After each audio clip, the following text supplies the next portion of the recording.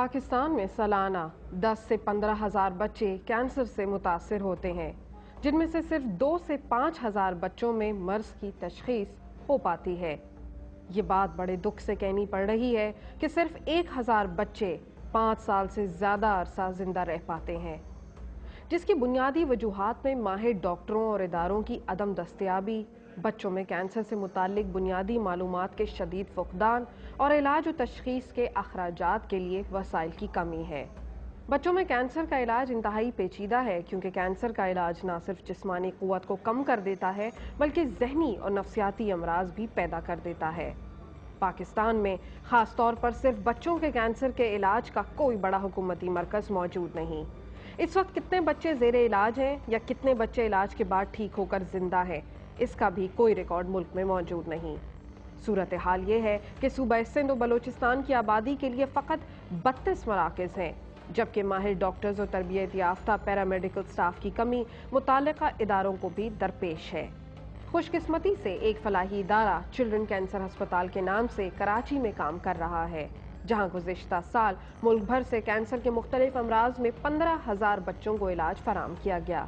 और आज यह अस्पताल अब बच्चों में कैंसर के मुख्तलिफ अमराज से मुताल्लिक मुकम्मल इलाज की सहूलियात फराम करने वाले इदारे के नाम से जाना जाता है, जहां न सिर्फ पाकिस्तान भर से बल्कि ईरान और अफगानिस्तान से भी कैंसर के मुख्तलिफ अमराज में मुब्तला बच्चों को इलाज की गर्ज से लाया जाता है।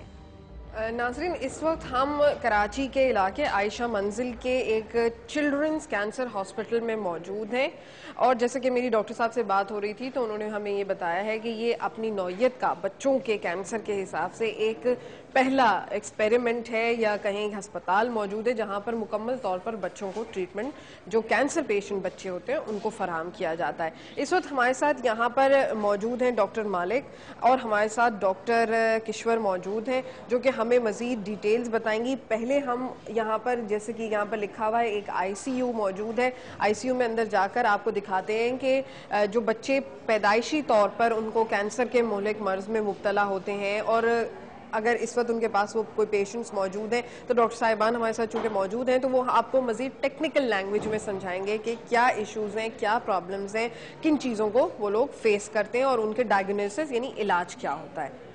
ये ICU है डॉक्टर साहब आपका? ये इंटेंसिव केयर यूनिट है चिल्ड्रन कैंसर हॉस्पिटल का। अच्छा, यहाँ मरीज मतलब जो ये उस हद तक, जैसे कि अगर हम शौकत खाना मेमोरियल हॉस्पिटल की बात करें और आगा खान की कराची में बात करें तो ये उस हद तक प्रिपेयर्ड हैं, होते हैं आप लोगों का ICU के अगर कोई पेशेंट्स इस सिचुएशन में हो तो वो उस लेवल की डायग्नोसिस क्रिटिकल केयर के हवाले से पूरी इक्विप्ड हॉस्पिटल है ये। हाँ। और उस तमाम जो रिक्वायर्ड मरीज के लिए जो सर्विसेज चाहिए वो यहाँ अवेलेबल है। हम लोग यहाँ पर ICU में चिल्ड्रन कैंसर हॉस्पिटल में मौजूद हैं। यहाँ पर एक छोटा सा बच्चा मौजूद है, उसके वालिद साहब मौजूद है। आप भाई, आपका क्या नाम है, कहाँ से आए हो आप? हैदराबाद। अच्छा, आप हैदराबाद सिंध से आए हो। ये आपका बच्चा है? तो क्या हुआ है इसको? ब्लड कैंसर हुआ। इसको ब्लड कैंसर है। क्या उम्र है इस बच्चे की? साल का। हाँ? साल का है। और इसकी वालदा किधर है? माँ बाहर है। अच्छा, तो ये आपका पहला बच्चा है या? पहला बच्चा है आपका। क्या नाम है इसका? सागर अली। नाज़रीन, आपने गुफ्तगू सुनी, ये इंटीरियर सिंध से आए हुए हैं, और जैसे कि यहाँ पर सागर अली छोटा सा मौजूद है, 1 साल का है, वो काफ़ी हद तक तकलीफ में मुब्तला है, इसको ब्लड कैंसर है।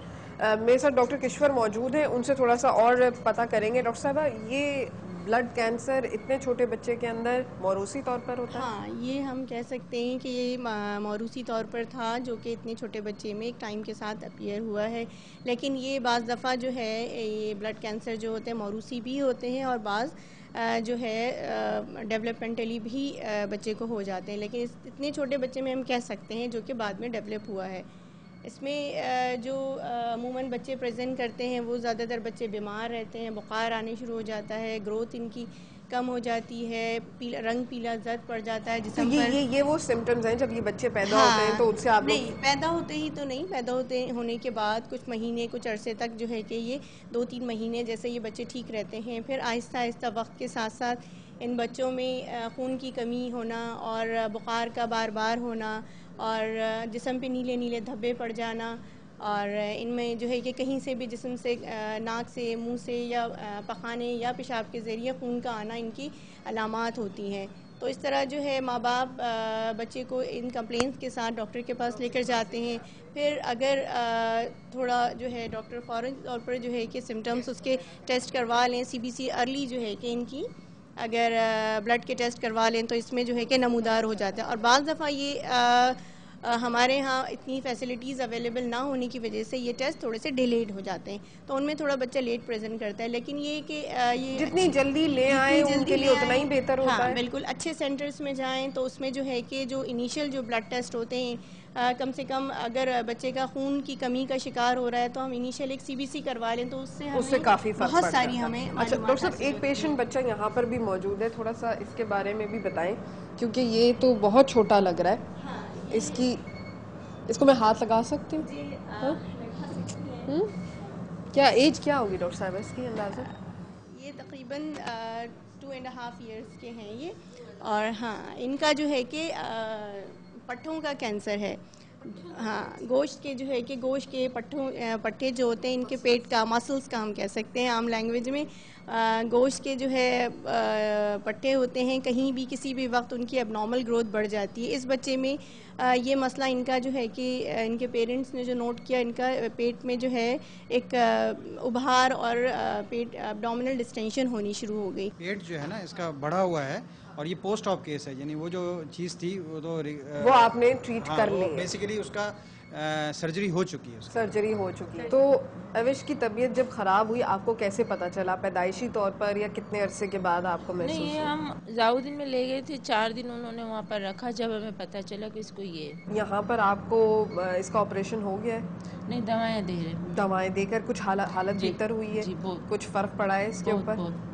आप सेटिस्फाइड हैं यहाँ की सर्विसेज जो प्रोवाइड करते हैं यहाँ पे जो इलाज हो रहा है उससे? बहुत अच्छे, इलाज भी बहुत अच्छा हो रहा है, सब अच्छे हैं, सब अच्छे। बहुत शुक्रिया।